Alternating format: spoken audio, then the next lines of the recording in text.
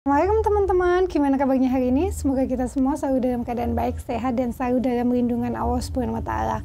Amin. Oke, di konten kali ini seperti janji saya yang di konten sebelumnya ya, saya akan memberikan solusi atau tips bagaimana mengatasi permasalahan apabila lebih besar pengeluaran dibandingkan dengan pemasukan.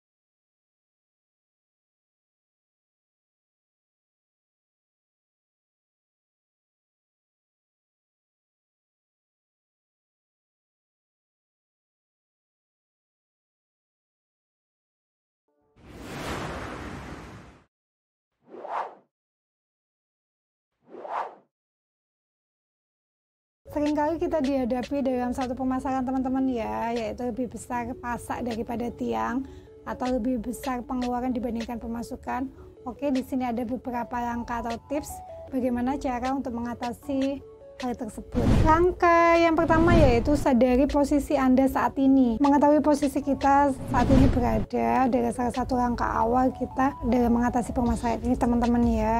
Kita harus mengevaluasi nih semua tagihan, cicilan, pengeluaran, pendapatan, dan sebagainya supaya kita mengetahui dan bisa mengevaluasi apakah sudah benar nih selama ini apa yang kita lakukan. Hal ini dilakukan supaya lebih memudahkan kita untuk membuat rencana dan planning untuk kedepannya. Kita harus realistis ya, kita harus benar-benar sadar bahwa kita nih berada di posisi ini loh gitu, kita masih dalam keadaan minus loh gitu. Jadi untuk menyadari ada hal-hal yang memang perlu untuk diperbaiki. Langkah yang kedua yaitu mencatat segala bentuk pengeluaran dan pendapatan kita secara konsisten. Seperti yang saya sudah jelaskan dan berikan contoh di konten sebelumnya ya, jadi kita perlu nih untuk mencatat semua bentuk pengeluaran dan pemasukannya kita teman-teman ya secara konsisten. Karena apa? Itu salah satu caranya kita supaya kita bisa mengevaluasi nih kinerja keuangannya kita yang selama ini kita lakukan itu seperti apa. Dengan cara mencatat semua pengeluaran dan pemasukan akan lebih memudahkan kita untuk menyusun rencana selanjutnya. Yang ketiga yaitu menekan pengeluaran yang ada. Setelah kita melakukan pencatatan, kemudian kita akan mengevaluasi ya. Kita akan melihat mana pos-pos yang masih bisa dihemat teman-teman. Jadi pengeluaran-pengeluaran apa yang sekiranya nggak penting, kita harus singkirkan itu dulu gitu. Jadi untuk sementara kita harus puasa dulu atau memang mengurangi. Kalau misalnya ada hal-hal yang ini sudah mentok nih, pasti ada yang mentok lagi gitu, pasti itu. Jadi kita kurangi aja budgetnya, tetap kita lakukan tapi kita kurangi budgetnya. Jadi untuk salah satu cara supaya kita untuk menekan pengeluaran, dan memang segala bentuk pengeluarannya kita itu harus kita utamakan sebagai kebutuhan ya, bukan keinginan. Karena selama ini kadang pengeluaran itu berdasarkan keinginannya kita harus stop itu dulu. Yang keempat yaitu memprioritaskan utang dan tagihan. Untuk teman-teman yang sudah terlanjur memiliki utang dan tagihan ya, jadi kita harus memprioritaskan itu, kita untuk melunasi itu. Kalau misalnya kita nggak bisa untuk melunasi itu ya, paling nggak kita bisa melakukan pembayaran secara tertib ya, atau rajin. Utang dan tagihan yang kita prioritaskan yaitu utang dan tagihan yang menggunakan agunan teman-teman ya.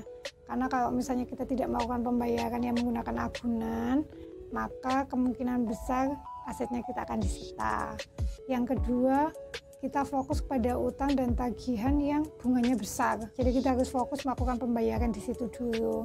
Karena kalau bunganya besar, maka itu akan menambah pengeluarannya kita.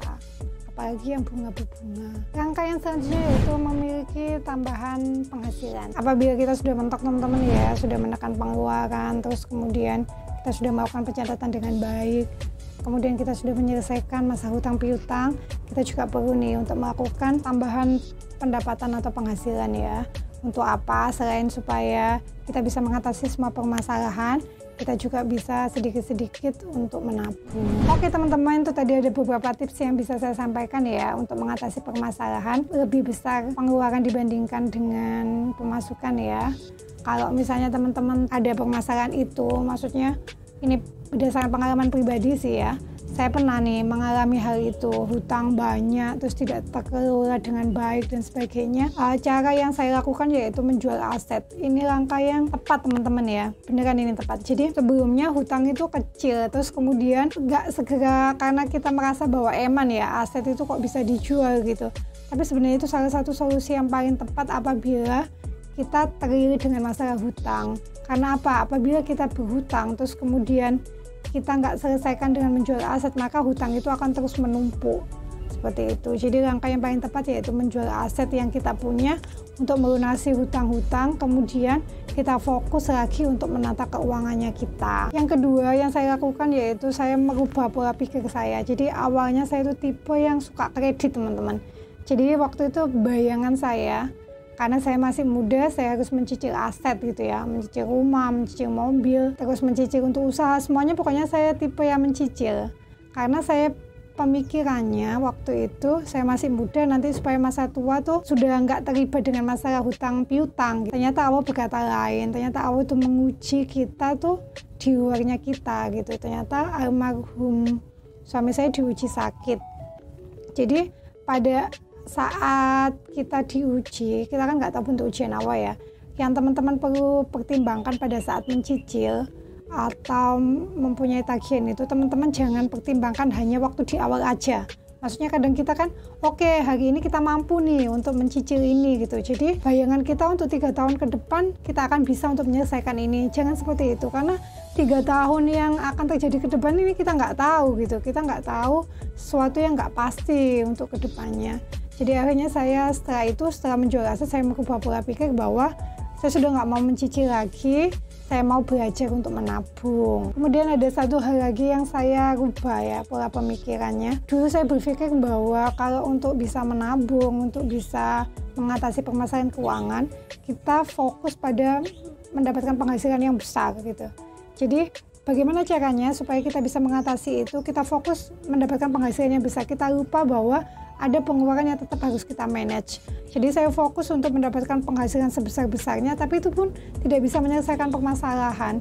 Terus kemudian ada satu titik di mana pendapatan itu sudah tidak bisa mentok, sudah tidak bisa ditambah lagi gitu. Segala upaya sudah dilakukan, terus bagaimana? Ternyata ketemu solusinya yaitu kita fokus untuk memanage pengeluaran ini. Saya nggak macem-macem kok orangnya, saya nggak yang berlebihan kok gitu. Jadi nggak mungkin nih ada pengeluaran tambahan lagi gitu. Waktu itu pemikirannya seperti itu, ternyata nggak gitu. Ternyata masih ada uang ya, pengeluaran yang masih bisa di-manage gitu. Caranya gimana? Jadi awal yang kita lakukan ya kita harus menabung dulu, baru setelah itu kita manage pengeluaran. Jangan menabung menunggu uang itu lebih, itu nggak mungkin gitu. Jadi kita harus pastikan atau paksa diri kita untuk menabung, baru setelah itu kita memanage uangnya.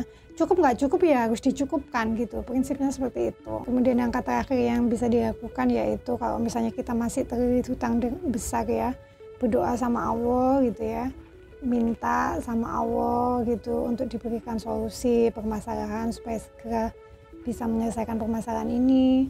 Terus juga jangan lupa tetap bersedekah. Jadi meskipun keadaan kita sulit, tetap kita harus berbagi untuk sesama. Karena pada saat kita berbagi, Allah akan memberikan pertolongan-pertolongan dalam bentuk lainnya.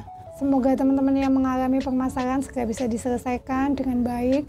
Ada solusi yang diberikan Allah. Allah akan memberikan solusi dengan caranya, amin. Kemudian semoga video di konten kali ini bisa memberikan manfaat. Kurang lebihnya saya mohon maaf. Saya akhiri, wassalamualaikum warahmatullahi wabarakatuh. Sampai jumpa teman-teman.